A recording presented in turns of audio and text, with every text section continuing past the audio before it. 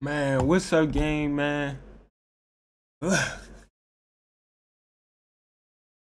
I fucked up the first time I recorded this, but look, well, all I'm gonna, $25 oh, million. hold on, hold on, hold on. That hold is on. how much. Hello, world. Hey, but all I'm gonna say is I'm gonna record buku videos tomorrow and post them when I get lazy. I've been lazy, that's why y'all ain't been getting videos. Y'all don't have to subscribe if I don't start getting consistent. Y'all don't gotta subscribe, but if I do, man, I might as well hit that subscribe button right now because I'm gonna do it. But look, let's get straight into the video, man. We got 29 minutes. That's 30 minutes of your time. I'm gonna try not to make it boring. Let's get into it. Gucci Mane allegedly collected off one artist, while that artist was sitting in a federal prison cell not seeing a single dollar. And when Pooh Shiesty's mother reached out for help, needing anything, even just support, Gucci Mane ignored her like she was nobody. But here's where it gets real dark. When Pooh finally came home after 3 years behind bars, ready to reclaim his career and collect what was owed to him, he sat down and asked Gucci Mane directly, "Where is my money?" And Gucci Mane looked him in the face and said, "I'm broke right now."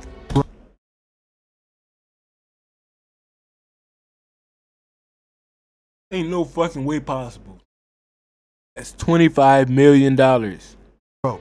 The It ain't going CEO nowhere. of 1017 Records, the label that just spent 3 years collecting off one of the hottest artists in Memphis rap, broke. Now understand something. In the streets, there is nothing, and I mean nothing, more disrespectful than playing with a man's money. That is the kind of thing people are willing to die over. And allegedly, Pooh Shiesty was done talking.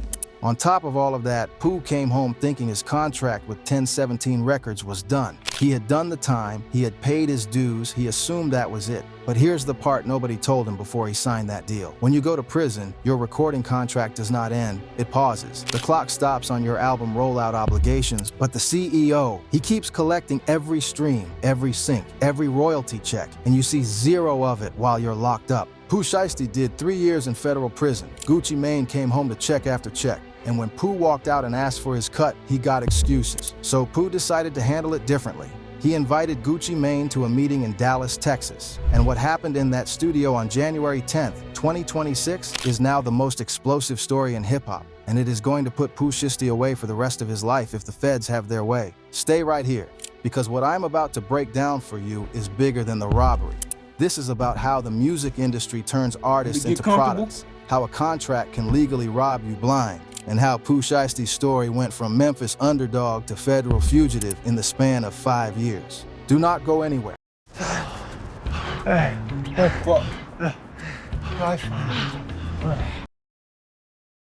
Pooh Shiesty was one of the most promising young rappers to come out of Memphis in a decade. In a city that gave hip-hop 3-6 Mafia, Yo Gotti, and Moneybagg Yo. That is not a small statement. He had the flow, the energy, the street credibility, and the commercial appeal. When Gucci Mane came knocking, it felt like a blessing, a legend reaching down to pull up the next generation. But the relationship between Pooh Shiesty and Gucci Mane did not stay a blessing for long. What people see on the surface, the collab records, the matching chain photos, the Instagram posts, none of that tells you what was really going on behind closed doors. The contracts, the money, the silence. To understand how things got to the point where Pooh Shiesty allegedly put an AK-style pistol in Gucci Mane's face and forced him to You know what else I heard though, chat? Oh, let me get sign a out. release at gunpoint, we gotta go all the way. That's better. Hey, you know what else I heard though, chat? I heard that Big Scar is Pooh Shiesty's cousin, and when Big Scar died, Gucci Mane was trying to get the chain off of him. And that shit had caused all kind of shit between them two, but I don't know if that's true or not.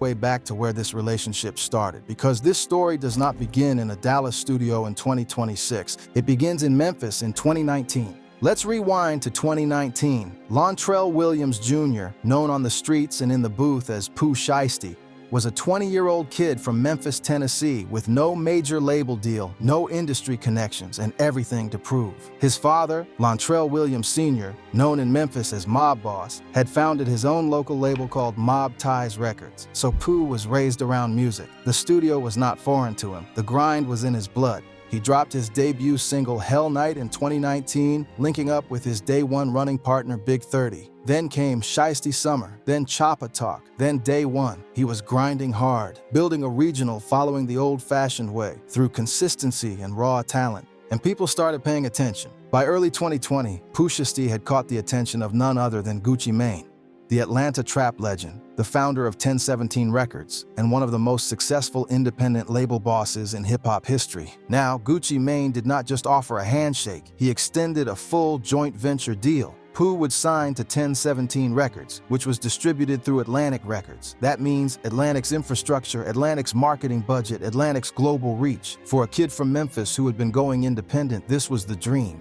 Pooh said it himself in an interview. "I don't know who else I would go to. Ain't nobody was coming at me like WAP. It just made perfect sense."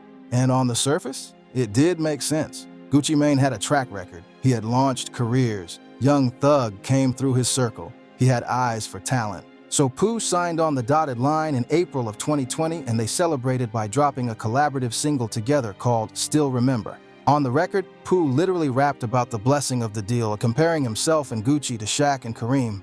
He was happy, he was grateful, he was locked in. But here is what Pooh Shiesty did not fully understand on the day he signed that contract, and what most young artists never understand until it is too late. That deal was not just a record deal, it was a business arrangement structured to benefit 1017 Records and Atlantic first. When you sign to an imprint label like 1017, the label boss, in this case Gucci Mane, takes his cut before anything flows down to you. Recording costs, promotional costs, advances, all of it gets recouped from your royalties before you see a dollar. And the royalty split? In a typical imprint deal, the artist is often looking at 15 to 20% of the net, after the label takes its share, after Atlantic takes its distribution fee, after recoupment. The label boss is sitting at the top of that structure, collecting on everything. Let me break down exactly how a deal like this works, because most people have no idea how these numbers actually move. And this is the key to understanding why Pooh Shiesty felt robbed before he ever pulled out a weapon. When a label like 1017 signs an artist, they are not just buying your music, they are buying your masters, meaning they own the recording. They buying you in better terms, in better words. Not just the right to sell them, they own them. You are essentially selling the product you make to them in exchange for a percentage of what that product earns. In a standard recording deal in 2020, a new artist with no leverage would be looking at a royalty rate somewhere between 15 and 18% of what is called the SRLP, the suggested retail list price of the music. But here is the catch. You do not see those royalties until the label has recouped every dollar they spent on you. The advance they gave you, recouped. The studio time, recouped. The music videos, recouped. The promotional campaigns, recouped. Every dollar the label spends comes out of your future royalty pool before you see a single check. Meanwhile, the label boss, Gucci Mane in this case, is operating on the publishing side and the master ownership side simultaneously. On the master ownership side, labels typically keep 82 to 85% of all recording revenue. So every stream of Back in Blood that generated a dollar, Gucci Mane's 1017 Records was seeing 80+ cents of it. And there is something else people forget: touring. Before Pooh Shiesty went to prison, he was reportedly pulling in between $30,000 and $50,000 per performance. He was doing shows across the country at the peak of his momentum. A label with a 360 deal, which means the label takes a percentage of all revenue, including touring, merchandise, and endorsements, would be collecting off every show too. When you add it all up, streaming, album sales, touring, merchandise, sync licensing, radio royalties, the number that flows through a label off a commercially successful artist is staggering. And the artist, especially early in their career under a restrictive deal, sees a fraction of what the label collects. No cap, this is why so many rappers who go platinum end up broke. Pooh Shiesty did not have the leverage of a veteran. He was a new artist. He took what they offered him, because at that point in his career, the platform was worth more than the money. That decision would define the next 6 years of his life. Now, Low key, that was one of the best decisions he could have ever made. But at the same time, you gotta the money that is being took from him at this point. That's outrageous. But he wouldn't have been where he at without Gucci Mane. But Gucci Mane a hoe for what you doing. let me break down the money, because this is the core of everything. Within months of signing, Pooh Shiesty dropped the record that changed everything. November 6, 2020, Back in Blood, featuring Lil Durk, hits the internet. and the streets went crazy immediately. The song debuted on the Billboard Hot 100 and climbed all the way to number 13. For reference, that is one of the highest charting debut singles from any Memphis rapper ever. It was certified 5 times platinum by the RIAA, 5 times platinum. Now let's talk about what 5 times platinum actually means in real dollars. A platinum certification means 1 million units, combining streams, digital downloads, and physical sales. On streaming platforms, artists typically earn somewhere between 3 and 5 thousandths of a dollar per stream. That sounds small, but when a song racks up hundreds of millions of streams, the money adds up fast. Back in Blood has accumulated over 600 million streams on Spotify alone, and that is not counting Apple Music, YouTube, Tidal, Amazon, and every other platform. Conservative estimates put the total streaming revenue from that one song in the range of $3 to $5 million, and that revenue does not stop. It keeps flowing in every single month, every single year, as long as people keep pressing play. And guess who sits at the top of that revenue chain? Gucci Mane's 1017 Records. But Back in Blood was just the beginning. In February of 2021, Pooh dropped his debut mixtape, Shiesty Season, 17 tracks. Features from Lil Durk, Gucci Mane, 21 Savage, Big 30, and more. The project debuted at number 4 on the Billboard 200 with 62,000 album equivalent units in its first week. He became Billboard's Hip Hop Rookie of the Month. Additional records like Neighbors, Twerksome, Guard Up, and SUVs all added platinum and gold certifications. Multiple revenue streams flowing simultaneously.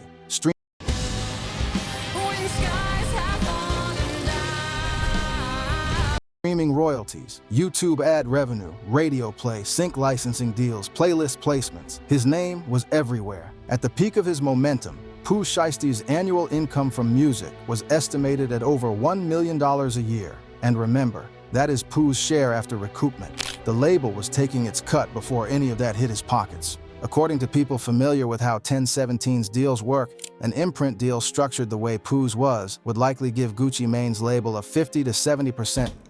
After hearing all this that we heard so far, how the fuck could this nigga say he's broke? That shit pissing me off. Take of the master recording revenue before Pooh sees anything, and that is before Atlantic gets their distribution percentage. When you calculate the full picture of what 1017 was generating off Pooh Shiesty between 2020 and 2022, the streams, the tours, the merch, the features, the sync placements, we are talking about serious money flowing through that label. People close to the situation allege that number exceeded $25 million in total revenue off Pooh's catalog and likeness. $25 million.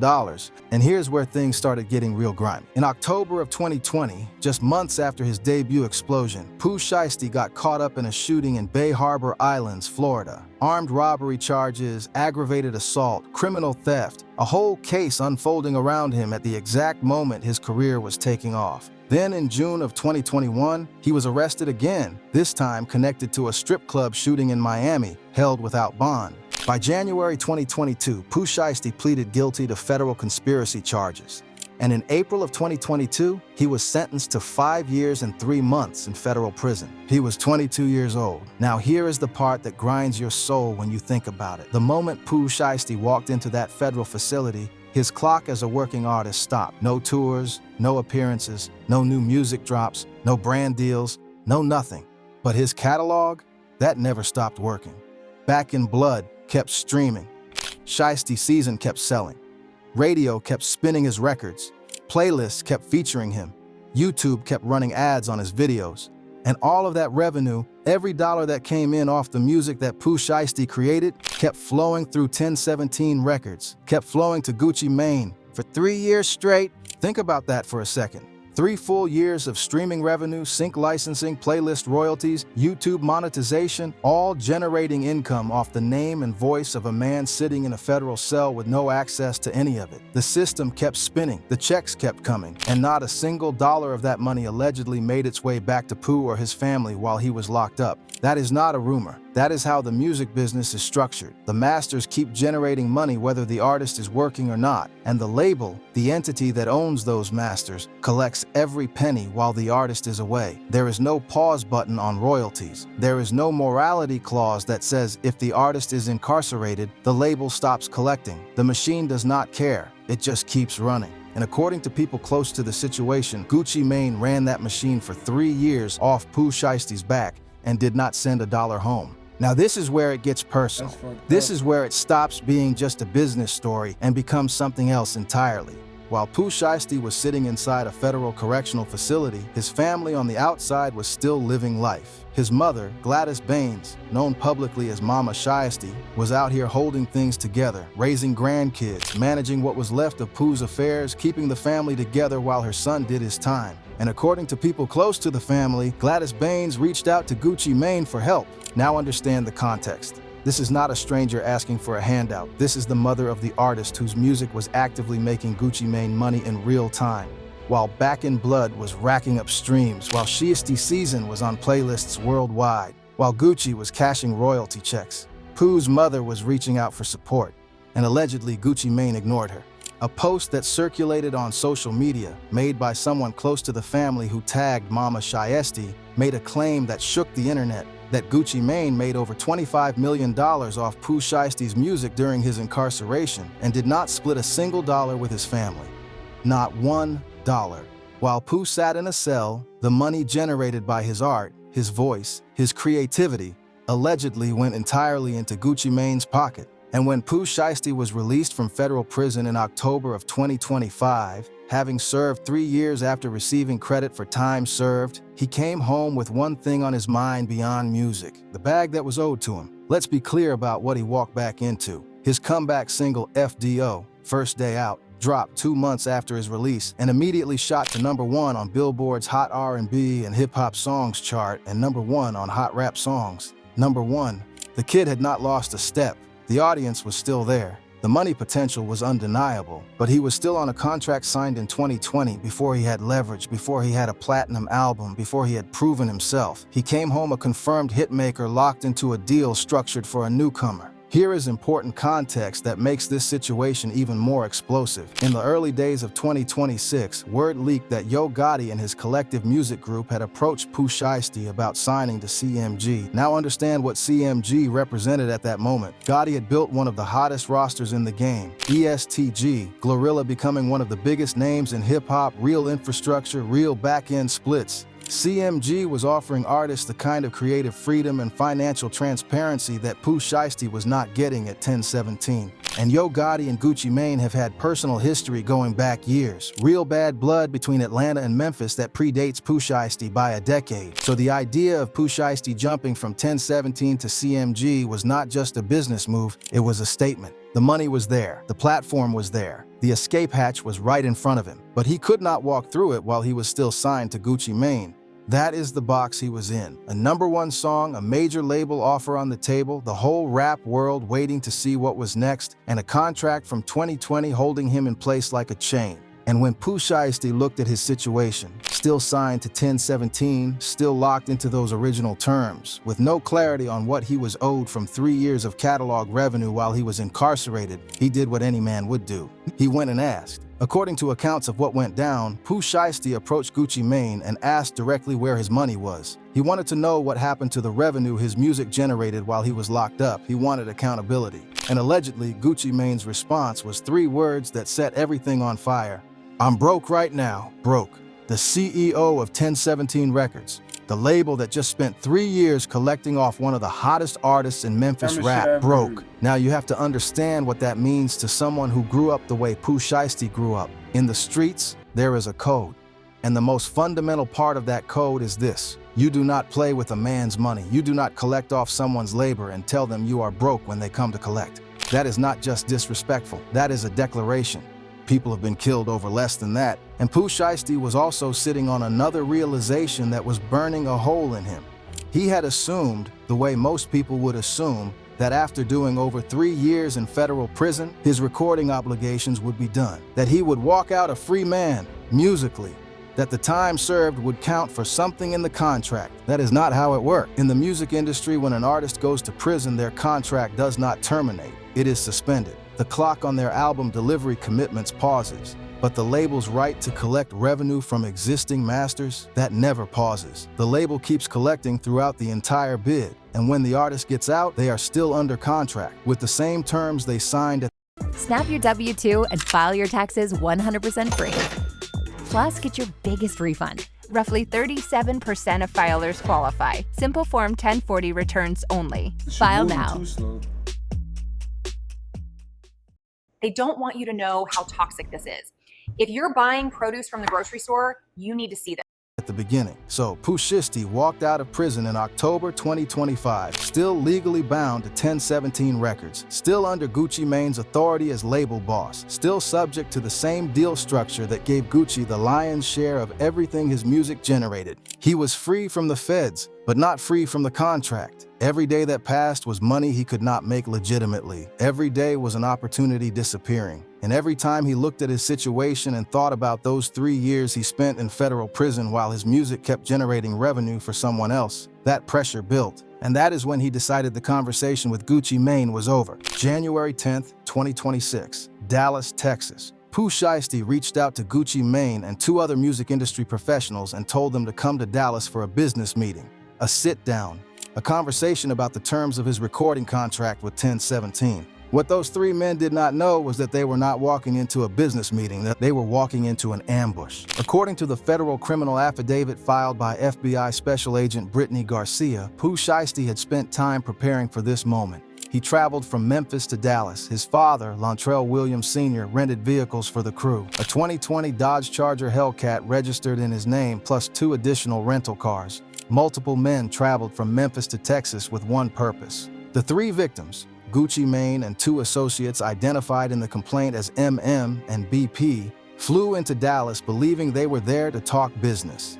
They walked into a music studio inside an office building. The moment those studio doors closed behind them, everything changed. According to the DOJ complaint, Pooh Shiesty and 8 co-conspirators, including his father and Big 30, executed what prosecutors described as a coordinated armed takeover. Multiple individuals produced firearms. The door to the studio was immediately blocked. Big 30 physically placed his body against the exit to prevent anyone from leaving. The victims were trapped. Pooh Shiesty reached into his bag and pulled out a black AK-style pistol. He pointed it at Gucci Mane, the man who had signed him, who had given him his platform, who he had once compared to Shaq in his own lyrics, and demanded he sign paperwork releasing Pooh from his recording contract. Gucci Mane refused, so Pooh Shiesty held the gun on him until he changed his mind. According to the affidavit, Gucci Mane signed the contract release under gunpoint, and Big 30 stood there with his phone out, recording the entire thing on video. A man signing away a business contract at gunpoint on film while the studio doors blocked. But it did not stop there. After the paperwork was signed, the crew turned on the other 2 victims. Multiple firearms came out. One associate, referred to as MM in the complaint, was physically choked to the point of near unconsciousness. And then the robbery happened in full. Rolex watches, jewelry including Gucci Mane's own wedding ring and earrings, cash, a Louis Vuitton bag, a wallet fitted with an Apple AirTag. Everything of value in that room was taken. The victims were trapped inside that studio while the crew walked out. They made their way out in vehicles that surveillance cameras from a neighboring building had already captured on film. And then, and this is where the story gets unbelievably reckless, some members of the crew went on social media and posted the stolen items. They posted the Rolex watches, they posted the jewelry on their own accounts. After a federal Street niggas are dumb. Kidnapping and armed robbery. The moment word spread on social media that Gucci Mane had been robbed and kidnapped by his own artist, the entire rap internet exploded. Some people sided with Pooh, arguing that if the money allegations were true, Gucci brought it on himself. Others called the move reckless and stupid, pointing out that you cannot run a legitimate comeback and pull a move like that at the same time. But the thing that really got people talking was the cooperation, the fact that Gucci Mane gave information to federal investigators. In the world Pooh Shiesty came from, going to the police after getting robbed, even if you are the victim, carries a stigma that no amount of legal justification erases on the streets. 50 Cent immediately hopped online to fire shots at Gucci's credibility. Old videos of Gucci Mane saying "don't tell the police" resurfaced and went viral overnight. The court of public opinion was divided. The court of law was not. Visual, FBI badge, ankle monitor graphics, social media post screenshots, DOJ seal. The FBI was already involved before the arrests were made public, and when you look at the evidence prosecutors compiled against Pooh Shiesty and his crew, the case is airtight in ways that are almost hard to believe. First, the ankle monitor. Pooh Shiesty was on federal home confinement at the time of the Dallas robbery. He had come home from prison in October 2025, but he was not fully free. He was on supervised release with an ankle monitor. That ankle monitor placed him at the scene of the crime. GPS data from the federal monitoring system tracked his location to that Dallas studio on January 10th. The government's own supervision technology put him in the room. Second, the surveillance footage. Cameras from a neighboring building captured the vehicles the crew used. 2 of those cars were rental vehicles rented in the name of Lontrell Williams Sr., Pooh's father.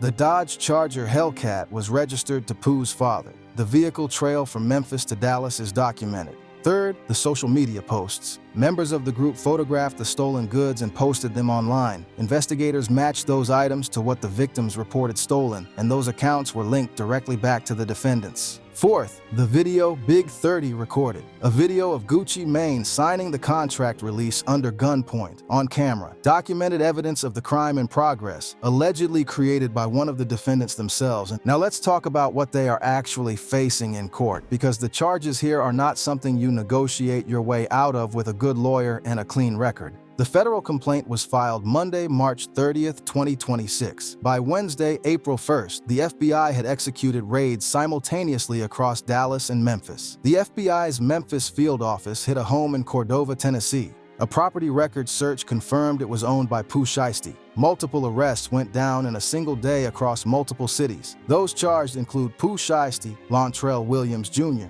as the ringleader, his father Lontrell Williams Sr., Big 30, Rodney Wright Jr., plus 6 additional co-conspirators: Kadarius Waters, Demarion Gibson, DeMarcus Glover, Corday Johnson, Darian McDaniel, and Terrence Rogers. 9 defendants total. All 9 face federal kidnapping charges.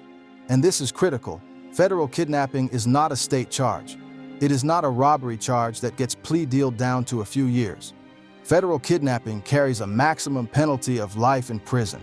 No parole in the federal system. If convicted, Pooh Shiesty, who is 26 years old, could spend every remaining year of his life inside a federal penitentiary.